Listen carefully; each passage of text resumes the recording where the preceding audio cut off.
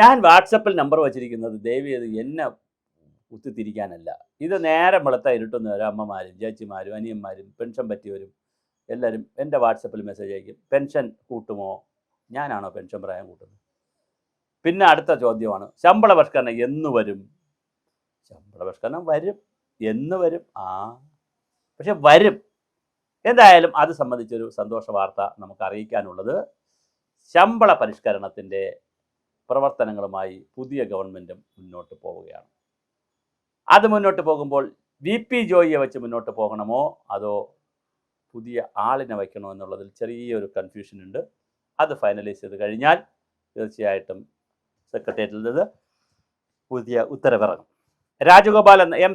Advocate M Rajagopalan നായരെ നിർബന്ധമായി മാറ്റും. അദ്ദേഹം രാജിവെച്ചു എന്നാണ് കേൾക്കുന്നത്. അങ്ങനെയാണെങ്കിൽ പകരം കോൺഗ്രസിൻ്റെ ആരെങ്കിലും ആയിരിക്കും ആ കമ്മിറ്റിയിൽ വരുന്നത്. അതോടൊപ്പം തന്നെ അഡീഷണൽ സെക്രട്ടറിയായി റിട്ടയർ ചെയ്ത ഒരു വനിത അതിനകത്തുണ്ടായിരുന്നു, അവരും മാറും. ഇനി UDFൻ്റെ താല്പര്യമുള്ള അഡീഷണൽ സെക്രട്ടറി ആയിരിക്കും വരുന്നത്. അപ്പോൾ കമ്മിറ്റി അങ്ങനെ റീകോൺസ്റ്റിറ്റ്യൂട്ട് ചെയ്യുന്നു. 3 മാസം അവർക്കൊന്നും ചെയ്യാൻ പറ്റിയിട്ടില്ല. അടുത്ത ഒരു 6 മാസമെങ്കിലും സമയം കൊടുക്കാനുള്ള സാധ്യതയുണ്ട്. പക്ഷേ അതിനിടയിൽ നടക്കുന്ന വലിയ ചർച്ചകളുണ്ട്. ഒന്ന്, ധവളപത്രമുണ്ടാക്കിയ ഡോക്ടർ കെ എം ചന്ദ്രശേഖരന് സംഘവും കൊടുത്തിട്ടുള്ള ചില റിപ്പോർട്ടുകളുണ്ട്. ഒന്ന്, പെൻഷൻ പ്രായം പെൻഷൻ പ്രായം ഉയർത്തുക. അതെ, പെൻഷൻ പ്രായം 60 വയസ്സാക്കുക, എല്ലാവർക്കും ഏകീകരിച്ച് 60 വയസ്സാക്കുക. ഇപ്പോൾ പങ്കാളിത്ത പെൻഷൻകാർക്ക് 60 ആണ്, അതുപോലെ സ്റ്റാറ്റ്യൂട്ടറി പെൻഷൻകാർക്കും 60 വയസ്സാക്കുക. പക്ഷേ തത്വത്തിൽ ആ നിയമം അല്ലെങ്കിൽ ആ ശുപാർശ PD സതീശൻ അവർ അംഗീകരിച്ചിട്ടില്ല. രണ്ടാമത് കൊടുത്തിരിക്കുന്ന ഒരു ശുപാർശ 10 വർഷത്തിലൊരിക്കലാക്കണം ശമ്പള പരിഷ്കരണം, അതും അംഗീകരിച്ചിട്ടില്ല. ദേശീയ തലത്തിൽ 10 വർഷത്തിലൊരിക്കലാണ്. അതുകൊണ്ടാണ് 8ാം ശമ്പള പരിഷ്കരണ കമ്മീഷനെ ദേശീയ തലത്തിൽ വന്നിട്ടുള്ളൂ. ഇവിടെ 12ാം ശമ്പള പരിഷ്കരണ കമ്മീഷൻ കേരളത്തിൽ വന്നിട്ടുണ്ട്. ഫിറ്റ്മെൻറ്റ് അലവൻസ് എത്രയാണ് എന്ന് അറിയില്ല. അതറിഞ്ഞാൽ മാത്രമേ HRA എത്ര കിട്ടും എന്ന് നമുക്ക് അറിയാൻ പറ്റുകയുള്ളൂ.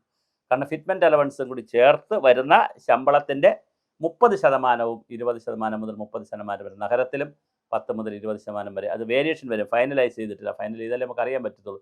HRA കിട്ടും. അതുപോലെ തന്നെ മെഡിക്കൽ അലവൻസ് എങ്ങോട്ട് പോകും എന്നുള്ളതും, അതുപോലെ മെഡിസെപ്പ് എന്ത് സംഭവിക്കും എന്നുള്ളതും കൃത്യമായി ഈ ശമ്പള പരിഷ്കരണം വരുമ്പോൾ മാത്രമേ അറിയാൻ കഴിയുകയുള്ളൂ.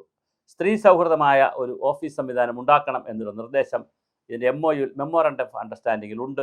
അതിന് എന്ത് ശുപാർശകളാണ് ശമ്പള പരിഷ്കരണ കമ്മീഷൻ മുന്നോട്ട് വയ്ക്കുന്നതെന്ന് നമുക്കറിയത്തില്ല. അതുപോലെ തന്നെ ഭിന്നശേഷി സൗഹൃദമായിരിക്കണം ഓഫീസുകളെന്ന് പറയുന്നു.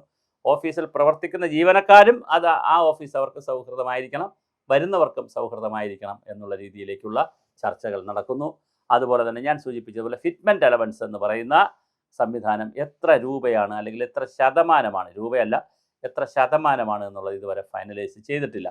സർവീസ് വെയിറ്റേജ് ഉണ്ടോ എന്ന് നമുക്കറിയില്ല. അതുകൂടി കൊടുക്കുകയാണെങ്കിൽ വീണ്ടും തുക കൂടും. അപ്പോൾ അടിസ്ഥാന ശമ്പളത്തിൽ എത്ര മാറ്റം വരും എന്നുള്ളതിനെ സംബന്ധിച്ചും വളരെ കൃത്യമായ ഒരു ചർച്ച നടന്നുകൊണ്ടിരിക്കുകയാണ്.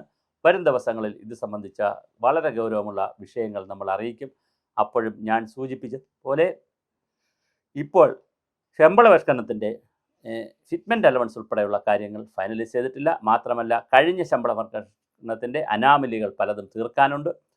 ഇനി ഈ ശമ്പള പരിഷ്കരണത്തിൽ സർവീസ് സംഘടനകൾക്കും ജീവനക്കാർക്കും വ്യക്തികൾക്കും പറയാനുള്ള അഭിപ്രായം രേഖപ്പെടുത്താനും അഭിപ്രായം എടുക്കാനുമുള്ള സമയം കൊടുക്കണം. അങ്ങനെ ഒരു വലിയ നീണ്ട പ്രോസസ്സിലൂടെയാണ്, പ്രക്രിയയിലൂടെയാണ് ശമ്പള പരിഷ്കരണ റിപ്പോർട്ട് തയ്യാറാക്കുന്നത്. അത് തയ്യാറാക്കിയാൽ അത് സർക്കാരിന് കൊടുക്കും. സർക്കാർ പിന്നെ ക്യാബിനറ്റിൽ വെച്ച് തള്ളാനും കൊള്ളാനും സാധ്യതയുണ്ട്. സാധാരണ കൊടുക്കുന്ന ശമ്പള പരിഷ്കരണ റിപ്പോർട്ടുകളെല്ലാം അത് ഉൾക്കൊള്ളുന്ന ഒരു സമീപനമാണ്. തള്ളിയ ചരിത്രമില്ല. പക്ഷേ അതേസമയം തള്ളാനും ക്യാബിനറ്റിന് അവകാശമുണ്ട്. വേണമെങ്കിൽ നീട്ടിവയ്ക്കാനും ക്യാബിനറ്റിന് അവകാശമുണ്ട്. കാരണം ഇതൊരു മാൻഡേറ്ററി ആണോ എന്ന് ചോദിച്ചാൽ മാൻഡേറ്ററി ആണ്, മാൻഡേറ്ററി അല്ലേ എന്ന് ചോദിച്ചാൽ മാൻഡേറ്ററി അല്ല. രണ്ടർത്ഥവും പറയാം നമുക്ക്. ഭരണഘടനാപരമായി ഇതിന് സാധ്യത ഉണ്ടോ എന്ന് ചോദിച്ചാൽ അങ്ങനെ സാധ്യത ഉണ്ടെന്നും പറയാം, ഇല്ലെന്നും പറയാം. കാരണം എപ്പോൾ കൊടുക്കണം എന്നുള്ളതിന് സാധ്യതയുണ്ട്. എപ്പോൾ കൊടുക്കണം, എത്ര കൊടുക്കണമെന്ന് സർക്കാരിന് തീരുമാനിക്കാം. അതാണ് പ്രധാന പ്രശ്നം. അപ്പോൾ എപ്പോൾ കൊടുക്കണം, എത്ര കൊടുക്കണം എന്നുള്ളതിനെ സംബന്ധിച്ച് സർക്കാരിന് തീരുമാനമെടുക്കാം. ഫിറ്റ്മെൻറ്റ് അലവൻസ് 2% മതി, അല്ല 3% വേണം, അല്ല 3.5% വേണം, അതനുസരിച്ച് HR ഇത്ര ശതമാനം മതി എന്നൊക്കെ തീരുമാനിക്കാൻ സർക്കാരിന് അവകാശമുണ്ട്. അത് ജീവനക്കാർക്ക് ചോദ്യം ചെയ്യാൻ കഴിയത്തില്ല. അതുപോലെ മറ്റ് ആനുകൂല്യങ്ങൾ എന്തൊക്കെ കൊടുക്കണം എന്നുള്ളതിനെ സംബന്ധിച്ച് വളരെ കൃത്യമായ ചില ശുപാർശകൾ ധവളപത്ര ടീം കൊടുത്തിട്ടുണ്ട്. അത് കൃത്യമായി നടപ്പിലാവുമെന്ന് തന്നെ നമുക്ക് പ്രതീക്ഷിക്കാം. എന്തായാലും ശമ്പള പരിഷ്കരണം അധികം നീണ്ടുപോകില്ല. വളരെ പെട്ടെന്ന് തന്നെ ശമ്പള പരിഷ്കരണത്തിൻ്റെ നടപടികൾ ഗവൺമെൻറ് തലത്തിൽ ആരംഭിക്കുന്നതാണ്. അതിൻ്റെ കമ്മിറ്റി ഈ റിപ്പോർട്ട് കൊടുത്തു കഴിഞ്ഞാൽ തീർച്ചയായിട്ടും റിപ്പോർട്ടിനെ ബേസ് ചെയ്തുള്ള ശമ്പള പരിഷ്കരണ താരിഫുകളും അതിൻ്റെ പാറ്റേണുമൊക്കെ അവതരിപ്പിക്കും. ഇപ്പോൾ അതിൻ്റെ ചർച്ചകൾ നടന്നുകൊണ്ടിരിക്കുകയാണ്. വളരെ സജീവമായി അതിൻ്റെ ഓഫീസ് 2-3 ദിവസം കാലം ഇലക്ഷൻ റിസൾട്ടുമൊക്കെ ആയിട്ട് 1-2 മാസം അത് ചത്ത് കിടന്നെങ്കിൽ ഇപ്പോൾ വീണ്ടും അനക്കം വച്ചിട്ടുണ്ട്. ഇനിയിപ്പോൾ ഉടനെ തന്നെ പ്രസവം നടക്കുമെന്നാണ് കരുതുന്നത്.